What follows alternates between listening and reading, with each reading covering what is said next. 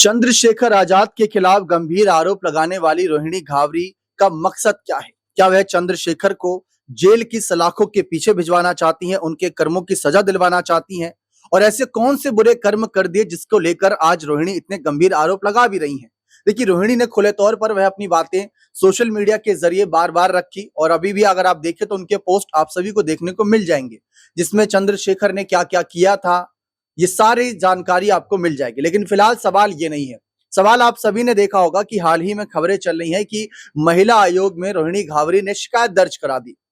बहुत से लोगों ने कहा कि चंद्रशेखर की गिरफ्तारी होगी, लेकिन हमारा सवाल यह है कि अगर एफआईआर दर्ज होती, एफआईआर में धाराएं सामने आती कि किन धाराओं के तहत इनके खिलाफ एफआईआर दर्ज हुई, तो इसके आधार पर हम अंदाजा लगा सकते थे कि अगर चंद्रशेखर को सजा मिलती है, उनकी गिरफ्तारी होती है, तो कितने साल, 2 साल, 5 साल, 7 साल, 10 साल, कितने साल की सजा।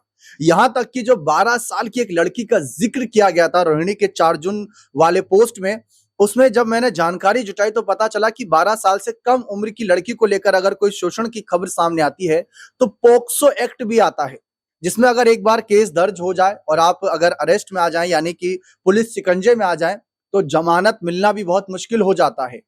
और कई ऐसे कड़े प्रावधान है उसमें कि यहां पर आप चुनाव लड़ने की बात छोड़िए, जेल से बाहर निकल जाएं वही गनीमत बात रहेगी।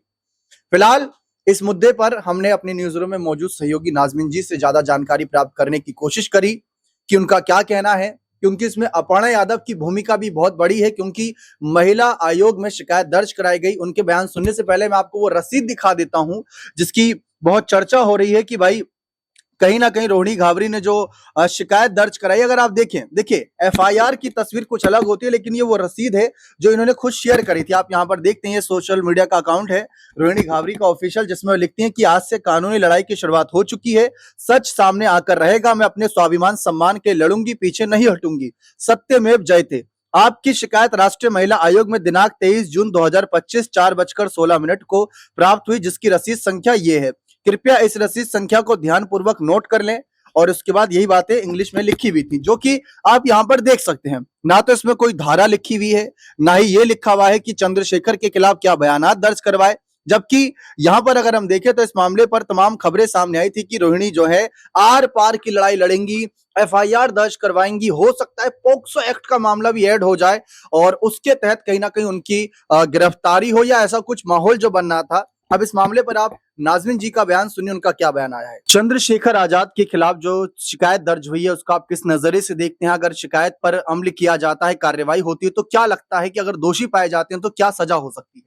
देखिए, अभी सजा तक की बात ना की जाए तो बेहतर होगा, क्योंकि अभी हम देखें तो ये मामला कोर्ट तक नहीं पहुंचा है।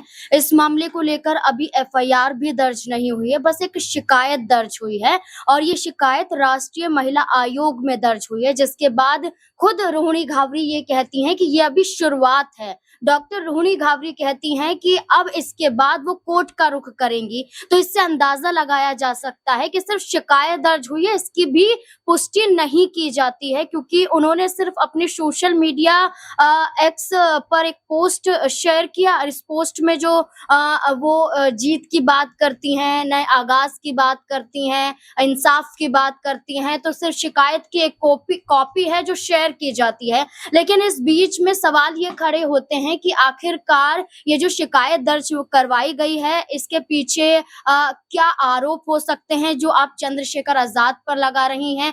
क्या सिर्फ शिकायत इस आधार पर दर्ज करवाई है कि आपके साथ शोषण हुआ है, या इसमें कई और महिलाओं का भी जिक्र किया गया है? आपने जहां एक नाबालिग बच्ची का भी जिक्र किया, जहां नाबालिग का जिक्र करते वो कहती हैं कि चंद्रशेखर आजाद ने न सिर्फ उनका बल्कि एक बच्ची का भी शोषण किया है। तो कुछ जिक्र इस कॉपी में नजर नहीं आता है या इस शिकायत में नजर नहीं आता है। और इस बात को लेकर मैंने पहले भी कहा, फिर कह रहे हैं कि जहां अपर्णा यादव कहती हैं, देखिए अपर्णा यादव की बात करें तो अपर्णा यादव यहाँ कहती है कि औपचारिक शिकायत आयोग को प्राप्त होती है तो मामले की पुष्टि होने पर कठोर कार्यवाही की जाएगी। अभी तक रोहिणी की ओर से कोई शिकायत आयोग के पास नहीं पहुंची है, ऐसा अपर्णा यादव का कहना है। ऐसा हम नहीं कह रहे, अपर्णा यादव खुद ये कह रही है।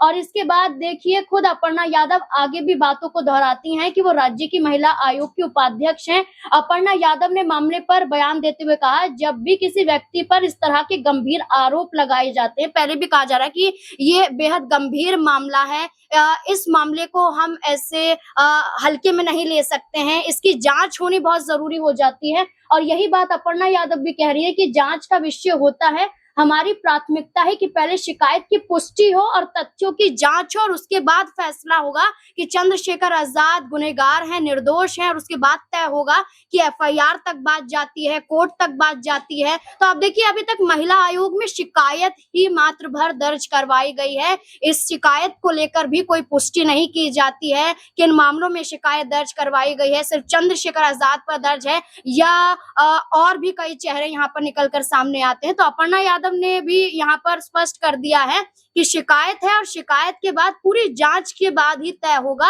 अभी कुछ भी कहना ठीक नहीं होगा।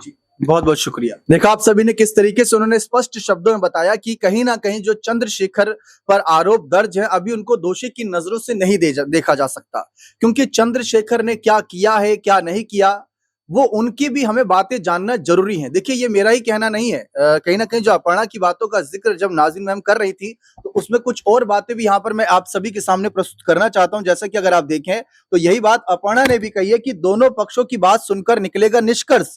उन्होंने इस मामले को निष्पक्षता के साथ देखने की बात कही और बताया कि आयोग का दायित्व है कि वे दोनों पक्षों की बात सुने। अपर्णा ने कहा कि आज के समय में हमें यह समझना होगा कि केवल एक पक्ष को सुनकर निर्णय नहीं लिया जा सकता, चाहे महिला हो या पुरुष, दोनों के दृष्टिकोण को ध्यान में रखकर जांच की जानी चाहिए।